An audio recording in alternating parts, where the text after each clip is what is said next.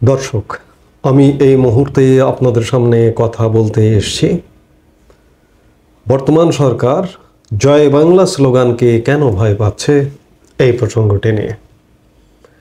প্রসঙ্গটি নিয়ে আলাপ করবার আগে আমরা একটা আমাদের বাংলাদেশি সিনেমার ক্লিপ দেখে একটু নিজেকে জাগ্রত করে অনুভূতিপূর্ণ হয়ে আমরা আলাপটি শুরু করব। চলুন আমরা চলচ্চিত্রের ক্লিপটি দেখে আসি। দর্শক, আমরা দেখলাম চলচ্চিত্র আমার বন্ধু রাশেদের একটি অংশ। এটি নির্মাণ করেছেন পরম শ্রদ্ধেয় চলচ্চিত্রকার মোরশেদুল ইসলাম। এটি লিখেছেন পরম শ্রদ্ধেয় মোহাম্মদ জাফর ইকবাল এবং লেখার সাথে এক অসাধারণ চিত্রায়ন। এই দৃশ্যটি আমি যতবার দেখি আমার গা শিউরে ওঠে। এমন নির্মাণ দিয়েও যে মানুষের অনুভূতি জাগ্রত করা যায়, আমি নিজে তার প্রমাণ। মোরশেদ ভাইকে কৃতজ্ঞতা, মোহাম্মদ জাফর ইকবালকে কৃতজ্ঞতা। আমি যেটি নিয়ে আলাপ করতে এসেছি যে জয় বাংলাকে ভয় পায় কেন বর্তমান সরকার?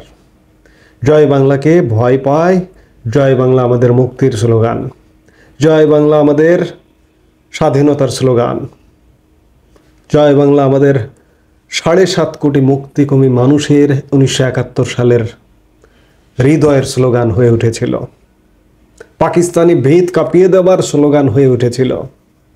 সেই জয় বাংলা স্লোগান আজ স্বাধীনতার 53-54 বছর হয়ে গেছে, তারপরেও আমরা ধারণ করতে পারি না হৃদয়ে। আমার অবাক লাগে যে এমন একটি স্লোগান, এই স্লোগানটি তো আমাদের জাতীয় স্লোগান হওয়া উচিত ছিল 1971 সালে সরকার গঠন করবার, স্বাধীন বাংলা সরকার গঠন করবার পরে 71-এ না হলেও 72-এ এই স্লোগানটি থাকা উচিত ছিল, কিংবা এটি সংবিধানে অন্তর্ভুক্ত করা উচিত ছিল। সংবিধানে জাতীয় সঙ্গীত, জাতীয় পতাকা, জাতীয় প্রতীকের কথা বলা হয়েছে।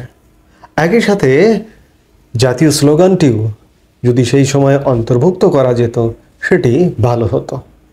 কিন্তু অত্যন্ত পরিতাপের বিষয়, স্বাধীনতার প্রায় 51 বছর পরে প্রজ্ঞাপন জারি করে এটিকে জাতীয় স্লোগান করতে হয়েছে এবং উচ্চ আদালতের আদেশক্রমে। কি হয়েছিল? জয় বাংলা 51 বছর পর কিভাবে আমাদের জাতীয় স্লোগান হলো সেটিও আপনাদের জানা দরকার, বা আমাদের জানা দরকার, যারা এগুলো নিয়ে ঘাটাঘাটি না করি। সেটি হচ্ছে জয় বাংলাকে জাতীয় স্লোগান হিসেবে ঘোষণা চেয়ে করা এক রিটের চূড়ান্ত শুনানি শেষে 2020 সালের 10 মার্চ হাইকোর্ট ওই রায় দেন। রায়ে জয় বাংলা বাংলাদেশের জাতীয় স্লোগান হবে এবং জাতীয় দিবস, সরকারি অনুষ্ঠান ও শিক্ষা প্রতিষ্ঠানে স্লোগানটি উচ্চারণের জন্য পদক্ষেপ নিতেও বলা হয়। 2017 সালে ওই রিট করেন সুপ্রিম কোর্টের এক আইনজীবী।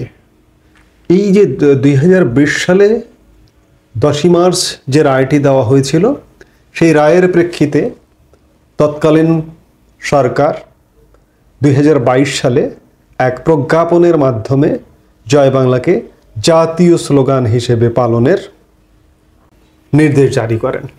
তার প্রেক্ষিতে গত 2 বছর জয় বাংলা জাতীয় স্লোগান হিসেবে পালিত হয়ে আসছে, মানুষের মুখে উচ্চারিত হয়ে আসছে। কিন্তু এই যে অন্তর্বর্তীকালীন একটি সরকার, যে সরকার যেসব এখতিয়ারে নেই, এখতিয়ারের বাইরে গিয়ে অনেক কাজ করছে, এরা কারা? এই সরকার, এরা বাংলাদেশের স্বাধীনতা এবং মুক্তিযুদ্ধের বিরোধী শক্তি। কথা ক্লিয়ার, এ ব্যাপারে কোনো সন্দেহ নাই। আজকে এই ঘটনার পরেও যদি কেউ মনে করেন যে এরা বাংলাদেশের সংস্কার করবে, সংস্কার করে বাংলাদেশকে ইউরোপ আমেরিকা বানিয়ে দেবে, তাহলে এখনো আপনারা ভুলের স্বর্গে বসবাস করছেন। এই সরকারটির পক্ষ থেকে কোর্টে, উচ্চ আদালতে আবেদন করা হয়েছিল যে এই স্লোগানটি বাদ দিতে হবে, স্থগিত করতে হবে। 2020 সালে যে রায় দিয়েছিল সেই রায়টি স্থগিত করতে হবে। সেই স্থগিতের আবেদন, রাষ্ট্রপক্ষের আবেদনের প্রেক্ষিতেই মঙ্গলবার প্রধান বিচারপতির নেতৃত্বাধীন আপিল বিভাগ রায় দিয়েছেন যে এর আগে জয় বাংলাকে জাতীয় স্লোগান করে যে রায়টি দেওয়া হয়েছিল সেটি স্থগিত। আদালত স্থগিতাদেশ দিয়েছে, অর্থাৎ জয় বাংলা এখন থেকে রাষ্ট্রীয়ভাবে জাতীয় স্লোগান নয়। জয় বাংলা আসলে এলো কিভাবে? এটি 60 দশক থেকেই আমাদের মুখে, আমাদের মুক্তিকামী মানুষের মুখে মুখে উচ্চারিত একটি স্লোগান, এবং 1971 সালে 7.5 কোটি মানুষের মুখের হৃদয়ের স্লোগান ছিল। এই স্লোগানে পাকিস্তানি প্রেতাত্মা কেঁপে উঠত, পাকিস্তানের ভিত কেঁপে উঠত, রাজাকার বাহিনীর ভিত কেঁপে উঠত।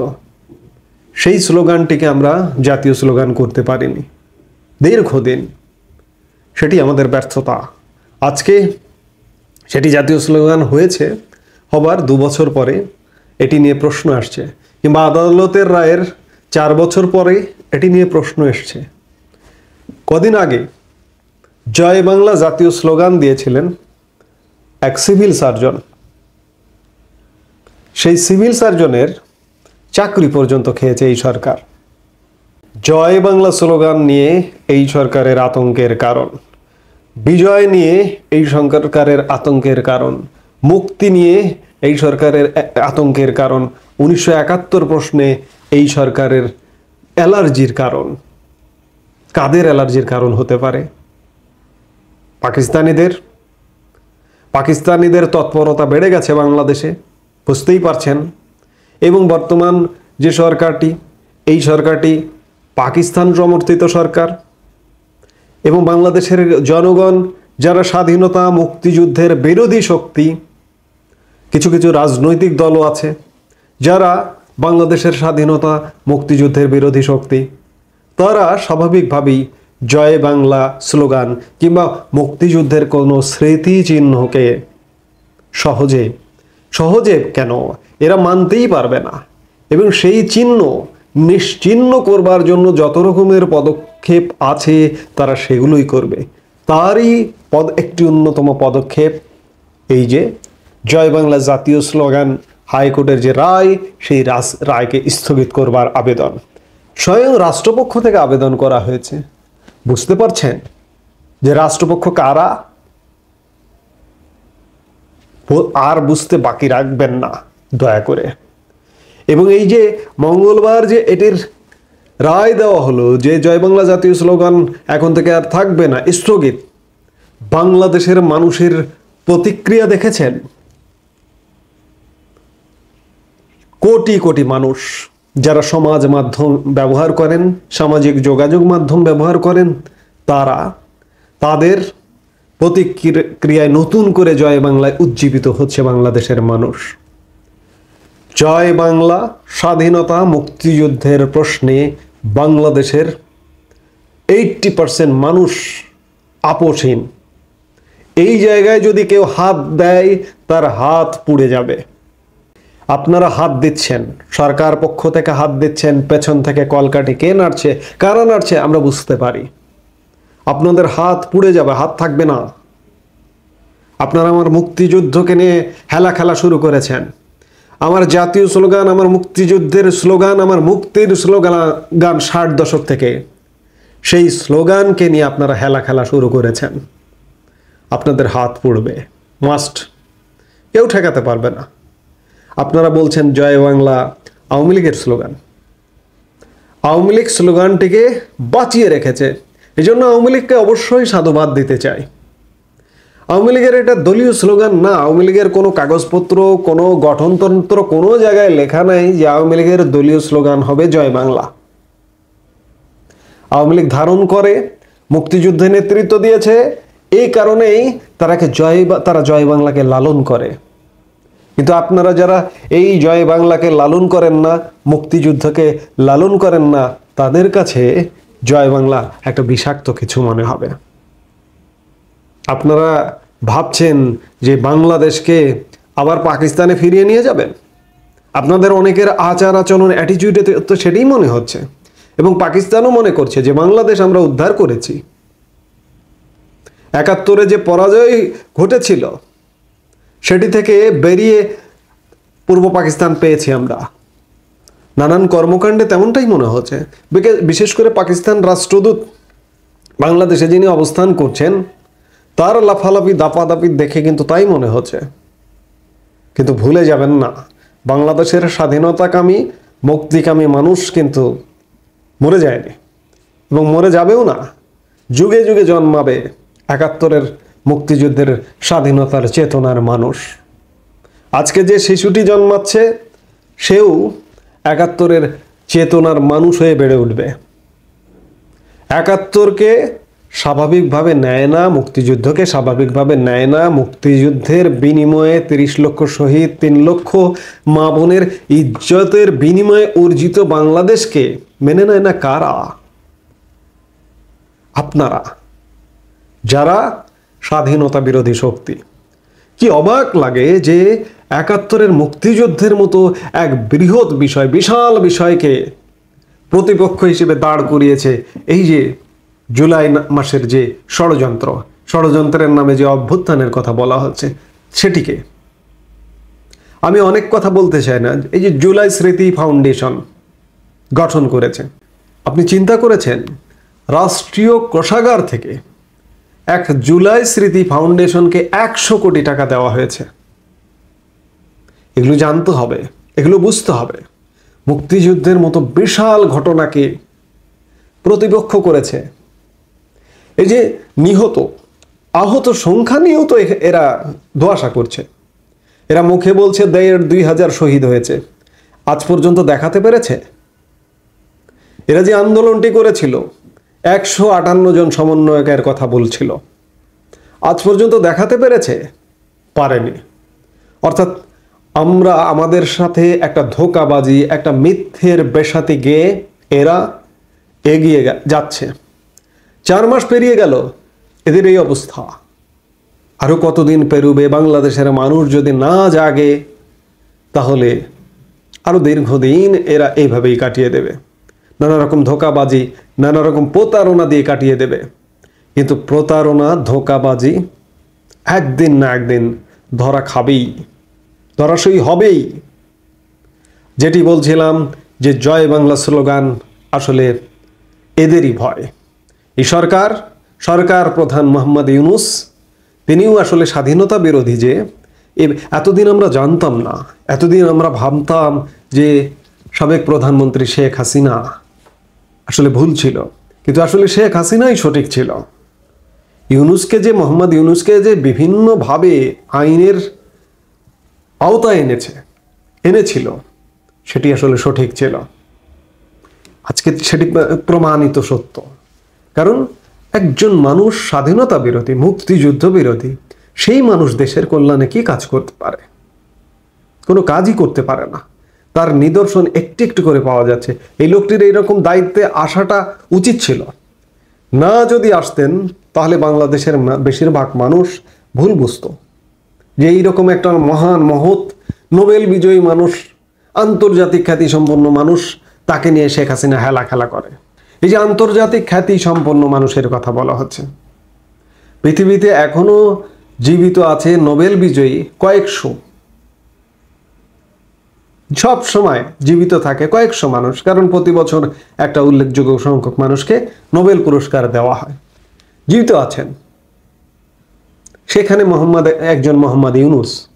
এবং বাংলাদেশের কিছু মানুষ তাকে মনে করে যে বিরাট দেবতা, পৃথিবীতে তিনি দেবতা। কে চেনে তাকে? এই যে কদিন আগে যে জলবায়ু সম্মেলন হলো, একটা ফটো সেশনে দেখেছেন? তার সেই ফটো সেশনে তাকে খুঁজে পাওয়া যায় না।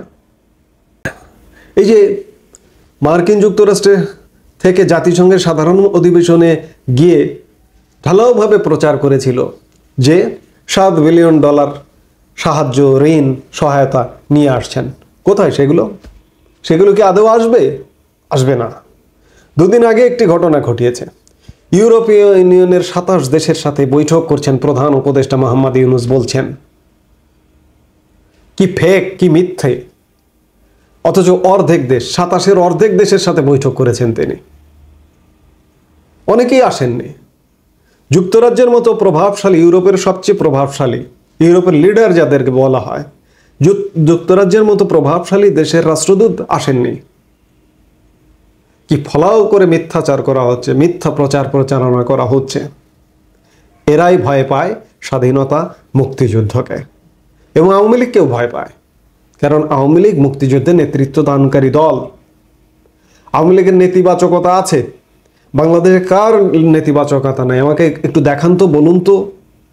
আজকে বিএনপিকে নিয়ে, জামাতকে নিয়ে তিড়িং বিড়িং নাচ চলছে। মনে হচ্ছে যে বিএনপি বা জামাত আমাদেরকে তারাদের শাসন আমলে সিঙ্গাপুর বানিয়ে দিয়ে গিয়েছিলেন, মালয়েশিয়া বানিয়ে দিয়ে গিয়েছিলেন, ইউরোপের দেশ বানিয়ে দিয়ে গিয়েছিলেন, লুটপাট করে আমাদের কোষাগার শূন্য করে দিয়ে চলে গিয়েছিলেন। তাদেরকে নিয়ে লম্ফঝম্ফ।